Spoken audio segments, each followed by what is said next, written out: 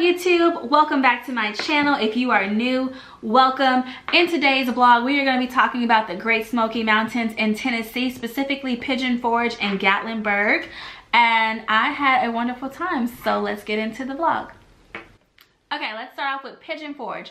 Pigeon Forge is definitely more family oriented. There's arcades there. They were shut down a little bit in the winter time, but the museums were still open, which was nice to still have something to do. We did attend the Hollywood Wax Museum, which was a lot of fun, and it was kind of fun to see how tall or short celebrities actually are. Celebrities are very tiny people. I mean, small, like really small, and I wasn't expecting some of them to be as small as they were, because I guess you watch them on TV and they just look so grand and tall. I don't know. Anyway, then the next one that we visited was the Titanic.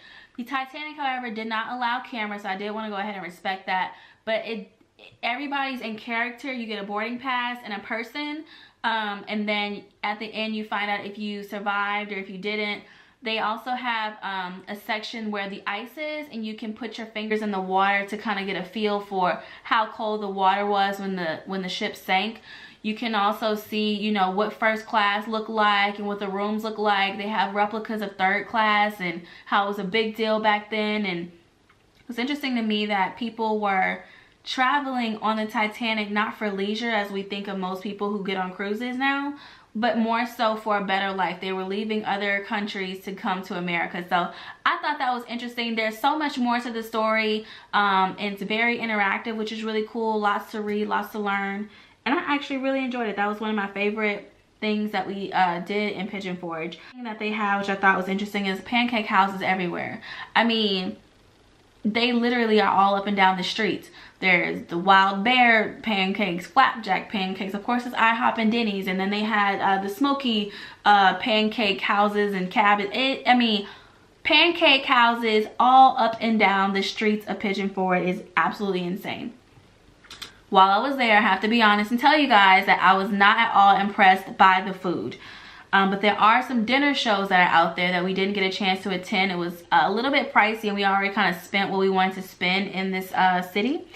So the dinner shows are going to be somewhere between $55 to maybe somewhere around $70 per person. It is typically all you can eat, and you do get a full show. So it is kind of a grand experience.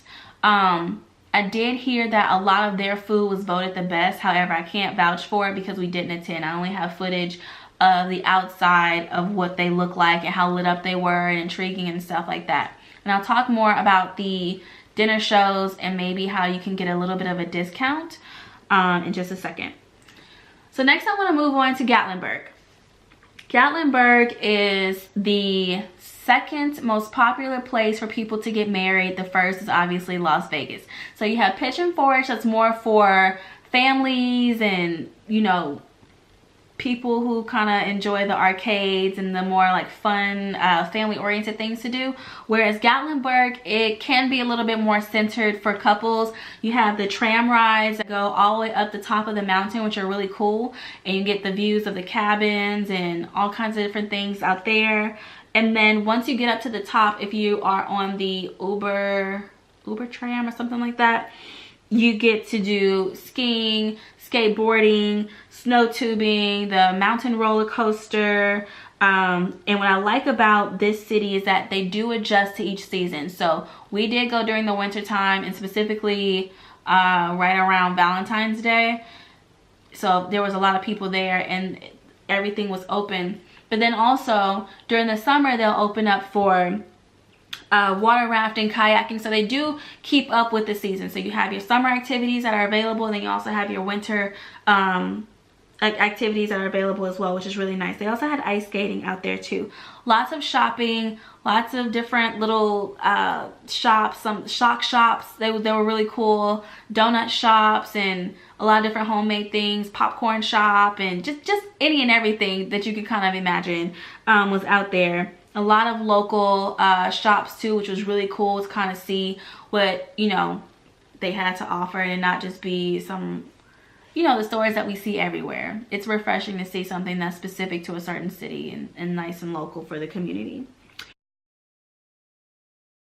As far as tips go, I will say I recommend that you explore the city first and get coupon books. There's coupon books literally everywhere, in every hotel, in everywhere, at the gas stations, up and down Gatlinburg streets.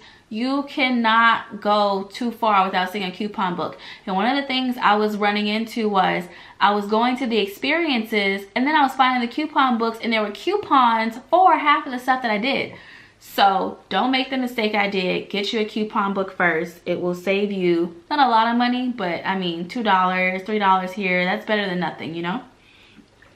The other thing I would say is to rent a cabin for the full experience. You are in the mountains, so just go all the way out and get a cabin. There is one cabin that did stick out to me. It is almost an exact replica of the original Barbie dream house.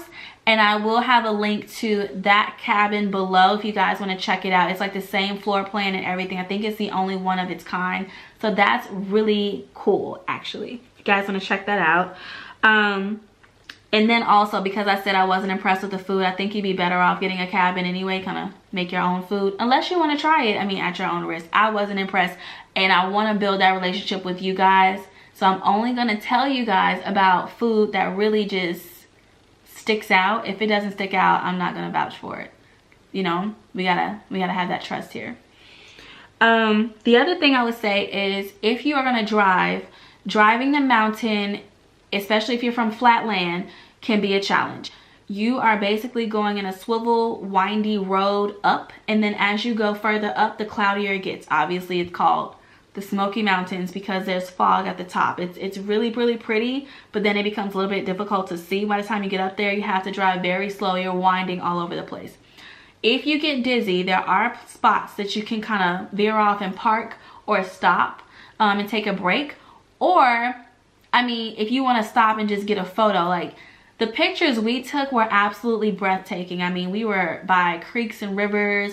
You could have like a huge landscape behind you, full of the mountains, which was really nice. If you take a look at my thumbnail, or if you saw my thumbnail, you probably noticed the mountains and stuff behind me. So driving the mountain does give you a lot of opportunity for great photos, but it can make you dizzy. So my advice would be keep your headlights on and drive slow, take your time, and take breaks if you need to. The other thing is that this mountain is so big that when we put it in for Siri to come back to Atlanta, we were going up and we came down on the other side and we were in North Carolina. We weren't even in Tennessee anymore. And we were on Native American land, so shout out to Cherokee, North Carolina, if you're from there. And it was really, really nice. And then we ended up coming back from North Carolina back into Georgia. Very interesting route. You know how Apple does with their direction, so you know, just saying. But other than that, I will say overall I did enjoy the experience. I will say they had a little bit more to do than Daytona as far as the winter goes. I think Daytona was more focused on summer and springtime, whereas Gatlinburg and Pigeon Forge can adjust to all seasons a little bit more than Daytona did. That's all I have for you guys. That's my vlog. Let me know in the comments below if you guys like the whole tour guide style, or if you would prefer I take my time and go through and talk about every little thing while I'm there in the action, or if you prefer it summed up. Alright guys, that's all I have for you today. If you enjoyed this video, give it a thumbs up. Click that subscribe button and the bell so that you are always in the know of what's happening on More Brandi, please. And I will see you guys next week.